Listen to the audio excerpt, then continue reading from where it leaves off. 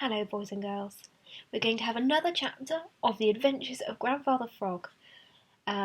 Last time we heard about Jerry the Muskrat and Grandfather Toad, you can see here. And today we're going to have a chapter called Longlegs the Blue Heron Receives Callers. Longlegs the Blue Heron felt decidedly out of sorts. It was a beautiful morning, too beautiful for anyone to be feeling that way. Indeed, it was the same beautiful morning on which Grandfather Frog had caught so many foolish green flies. Jolly, round, bright, Mr. Sun was smiling his broadest.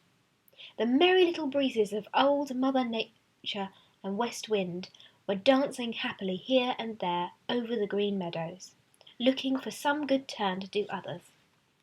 The little feathered people to whom Old Mother Nature had given the great blessing of their music in their throats were pouring out their sweetest songs. So it seemed as if there were no good reason why Longlegs should feel out of sorts. The fact is, the trouble with Longlegs was an empty stomach. Yes, that is what the matter with Longlegs the Blue Heron that sunshiny morning. You know, it is hard work to be hungry and happy at the same time. So Longlegs stood on the edge of the shallow little pool in the Laughing Brook, grumbling to himself. Just a little while before, he had seen Little Joe Otter carrying home a big fish, and this had made him hungrier and even more out of sorts than ever. In the first place, it had made him envious, and envy, you know, always stirs up bad feelings. He knew perfectly well that Little Joe had got that fish by boldly chasing it until he had caught it, for Little Joe can swim even faster than a fish. But Longlegs chose to try to make himself think that it was all luck. Moreover, he wanted to blame someone for his own lack of success, as most people who fail do. When Little Joe had called out, "Hi, Longlegs! What luck this fine morning!" Longlegs had just pretended not to hear. But when Little Joe was out of sight and hearing, he began to grumble to himself. "No wonder I have no luck with that fellow racing up and down the Laughing Brook," he said. "He isn't content to catch what he wants himself, but frightens all the rest of the fish, so that an honest fisherman like me has no chance at all.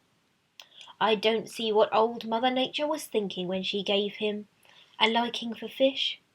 He and Billy Mink are just two worthless little scamps, born to make trouble for other people." He was still grumbling when these two same little scamps poked their heads out of the grass on the other side of the pool. "You look happy, Longlegs. Must be that you've had a good breakfast," said Little Joe, nudging Billy Mink. Longlegs snapped his great bill angrily. "What are you doing here, spoiling my fishing?" he demanded.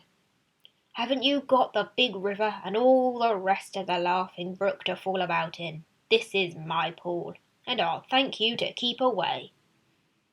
Billy Mink chuckled so loudly that Longlegs heard him, and that didn't improve his temper a bit.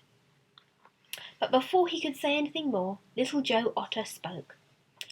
"Oh," he said, "we beg your pardon. We just happen to know that Grandfather Frog is sound asleep, and we thought that if you hadn't had any good luck this morning, you might like to know about it.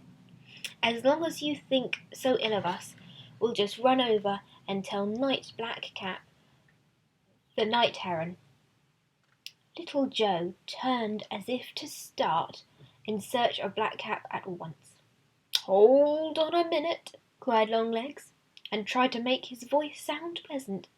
A difficult thing to do, because, you know, his voice is harsh and disagreeable.